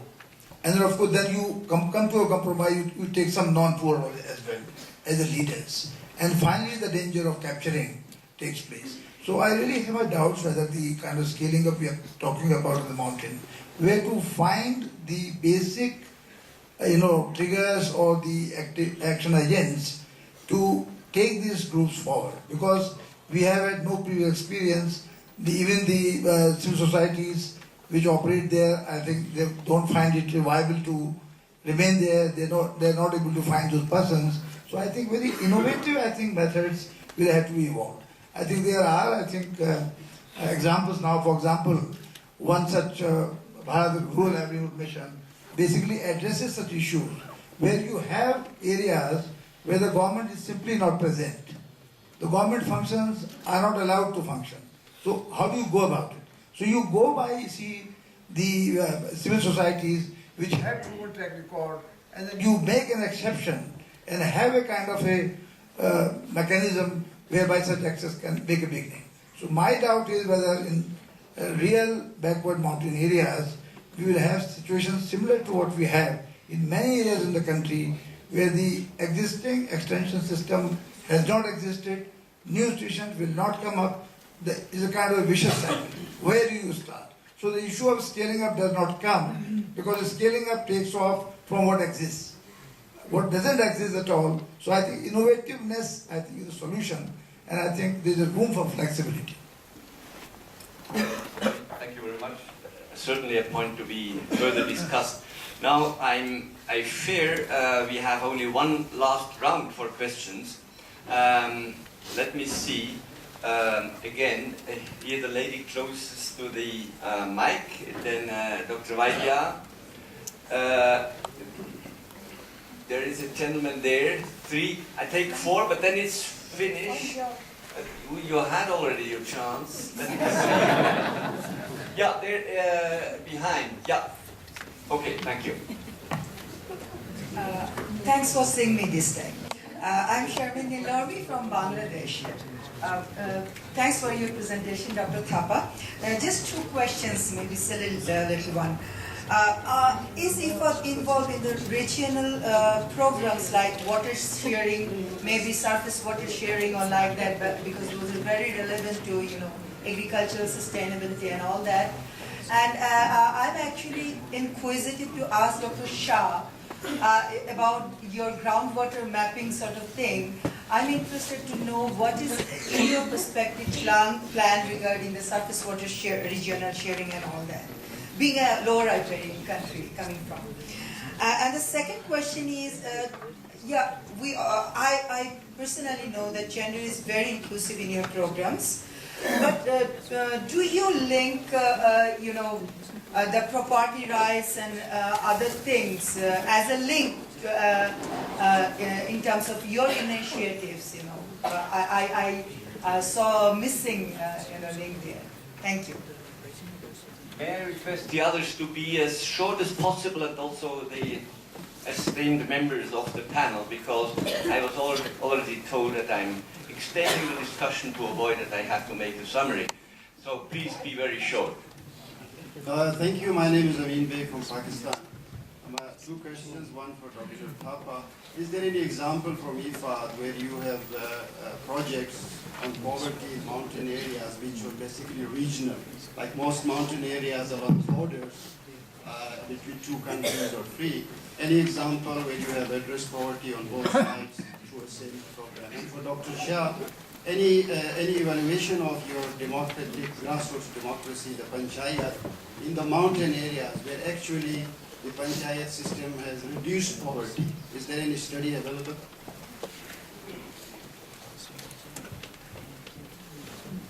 No. There is a gentleman there behind. Yeah. Okay. I'm Benedict Sanchez. I'm from Southeast Asia. And I've been asked this question yesterday, what is Southeast Asia doing in Hindu Kush? My simple answer is what we are talking about right now. The questions that people have been raising, what the panelists have been discussing about are exactly more or less the same kind of issues we face in the Philippines, and probably not even just in the Philippines, but in Southeast Asia as well, which I represent. Now going to my question. I'm glad that people have been talking about, since yesterday, about the role of the state and private sector. But I'm wondering, I have yet to hear about the interventions of civil society. And then another thing, I'm glad you mentioned about elite capture and organic agriculture. But in my province, the funny thing is, organic agriculture used to be the preserve of small farmers, small mountain farmers. Now it's a growing industry in my province that even the hacenderos are converting their sugarcane monocultures into organic production, and therefore competing with the small farmers. So I wonder what your take would be. Can I suggest to the rapporteurs to take this on? Will be very important input for the technical discussions later on. I think very useful. Now, a last very short intervention, Dr. Svalia. Thank you, Dr. Schlid. Dr. Ganesh, I've been a strong believer in measuring and monitoring poverty since my days at the Planning Commission. And I very much appreciate the multi-dimensional index. But in the context of Nepal, I am a little concerned if it is giving the right indicator to the donors and the planners. Because in Nepal, there is a huge amount of migration taking place from inside the country to countries in the Southeast Asia, in East Asia, and in the Middle East. And that has helped reduce poverty largely within the country in terms of indicators. But does it really reflect something that is sustainable in the long run? What we have achieved in Nepal in terms of poverty reduction? Do the politicians of Nepal, during the recent election, when they focus more on employment and job creation and less in poverty, did they know something that we didn't know? When we as planners thought about focusing on these measures of poverty in multidimensional index. Thank you. Okay, now I would like to request you to answer very briefly. Otherwise, there will be no summary, and I will be blamed.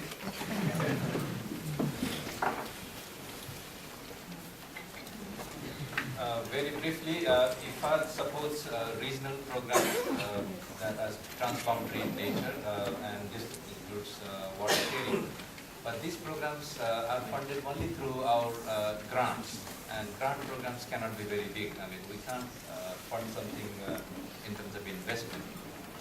We have ongoing projects with ICIMOD that covers all of the Hindu Kush Himalayas region, and we can develop something jointly with member governments that look at some of these transboundary issues. On property rights, yes, we worked. Access to productive assets is an important concern for IFAD, and there are examples in which we have been able to provide access, women's access to land. There are examples from Odisha, tribal areas, tribal development projects. But I think the number of projects addressing these issues are very limited. You can obviously see the difficulty that these projects take a long time, and there is a need for a strong commitment of the governments, both central government and state government. And then the regional project on poverty, yes, the grant-funded projects can be regional in nature. We have ongoing projects with ICIMOD and a number of international agencies that include the CG centers, the consultative group centers. On right indicators, this is work in progress, so I think we can improve the multidimensional poverty measures, and this can be made country specific. I think migration and job creation in rural area is very important for Nepal, so I'm sure the researchers will be happy to incorporate this multidimensional. Okay, thank you. Yeah, I think the question on water sharing was it's a very difficult question, but it gives me an opportunity to make a proposition to all the member countries who are here, who share the Hindu Kush Himalayas. You know, recently we were in Iceland, and we were talking about the Arctic Circle, a very informal gathering of primary stakeholders, government, civil society, other players, trying to develop a forum where conflicts of these kinds could be resolved, where sharing of resources could be arrived at. And I propose really that this is a great opportunity to carry forward an idea which was proposed actually in Iceland of a Himalayan circle on very similar lines, where all of us sit together and build institutional fora for being able to resolve these issues of conflict and promote the issues of sharing and cooperation. On the studies, evaluation studies, please send me an email. I'll be very happy to share those with you. But is there any evidence that actually... Yes. I will share that with you. You know, it's better to give it to you on email. Okay, thank you very much. On the effective sharing, I think the question raised by you, whether any experience has been gained in the exclusively mountain area.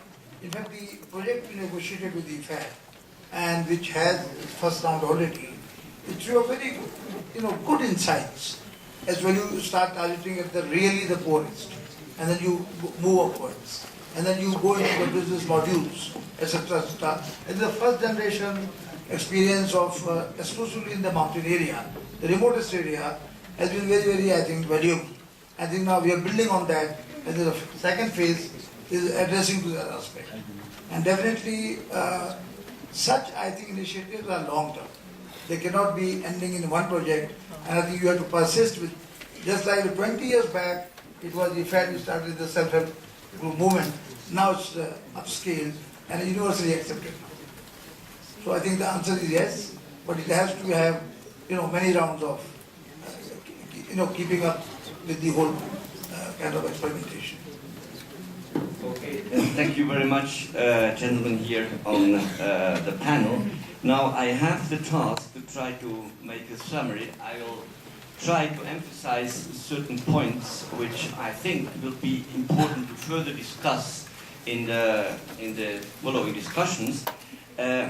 I might also take the liberty to add on. I use here the liberty of the chair. I think one first aspect which seems to be important is the rationale for poverty and vulnerability. I think Dr. Shah mentioned that, of course, there is tremendous poverty in the mountains, but in certain countries, poverty in the mountains is slightly more important than in the plains. So we need, I think, another rationale which is going beyond the immediate poverty. for our action. And I think what has been mentioned are that development issues like infrastructural development, like hydropower, tend to increase actually the dependency and the vulnerability of mountain people. And maybe this is a point which should be further discussed. The topic would be eventually that we don't have a past issue of poverty, but we have a prospective issue which is going to be more important, because we have to see that the development policies of the government tend to benefit more the flat areas which are more accessible and so on. So I think that's certainly a point to be further discussed. Then I think a very critical issue is that of power, which I think has not been sufficiently highlighted. I didn't see any criteria for power in the poverty assessment of IFAD, for instance, or of ICIMOD. And when we see that if you want to have an influence on national policy, we have to make sure that mountain people have a voice in this policy. So what does it mean? It has problems at different levels. And I think the key word is certainly we have to link poverty. When we want to talk about poverty, we have to link development and democracy. Otherwise, we don't go forward. And here I think is a very important policy issue. If we don't have strong local institutions of mountain people, then I think it's very difficult to change the situation in a sustainable way. So that's probably a point which has to be further discussed. What does it mean? What does it mean at the level of the governments, but what does it mean also for the research of ICIMOD and for their policy recommendations? So I think capacity development and also influences national policies that the mountain agendas, the mountains of problems are being addressed properly at a national level. Then, of course, we have issues which were mentioned: infrastructural development, services. People don't like to go and work. The civil services don't like there. Here, I think there is another issue which should be discussed, which has not been mentioned. Isn't it so that we are facing a change in the view and the perception of the mountains? I mean, the mountains were perceived as something very, very far off, or in certain countries as a geopolitical boundary, and not so much as a development potential. Here today, we are in a situation where we see that there are services like water, like biodiversity, which are coming from the mountains. But we see also that the urbans, they want to go to the mountains. They need more and more the mountains for recovery, to look at it, to enjoy. So there is another perception, and here I wonder whether we should not talk of the youth. I remember when I was making speeches in Indian university, the students were highly interested. They were saying, oh, I never heard about these mountains. So we should do something. And here I think we should, in order to change the paradigm that civil servants have to go to the mountains and they don't like it because they don't have their facilities, I think we should create an enthusiasm about the youth that of the mountains, for the mountains, that they get training and they have the possibility to work there. So that's another issue, I think, which is quite important. The functioning of the private sector and private public partnership, I think it's very nice to talk about it for the mountains, but tendency is it doesn't work. I think on the other side that we have good examples how it could work.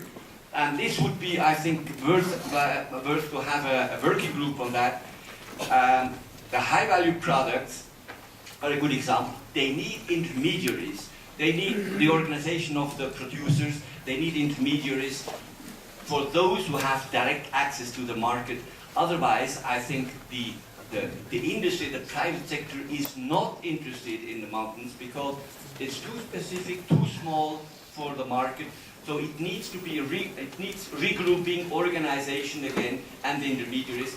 And I think we have to make a difference also between the public services, which are addressing the communities, and the productive elements, which have to have a different approach. There was another discussion which for me was quite a surprise, but I think it is very important for a group. It's the question of we have resources, financial resources, but we don't know how to use it. So here again, one question was governance. I think a very important issue. And the second one was technology. The technologies we have hardly been conceived and developed for mountain areas. On the other hand, there is an effort to adapt these technologies. So maybe, and that's a question also for ICIMOD, what has happened in the 90s, where ICIMOD tried to develop technologies and scaling up technologies, this should be taken up again. I don't know.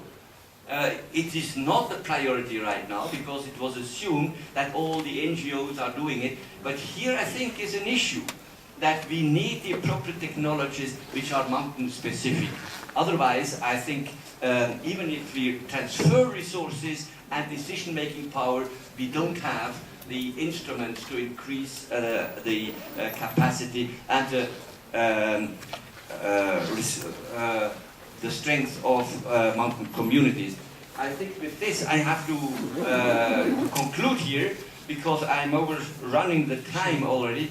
I would like to conclude by thanking the honorable members of the panel here for their statements.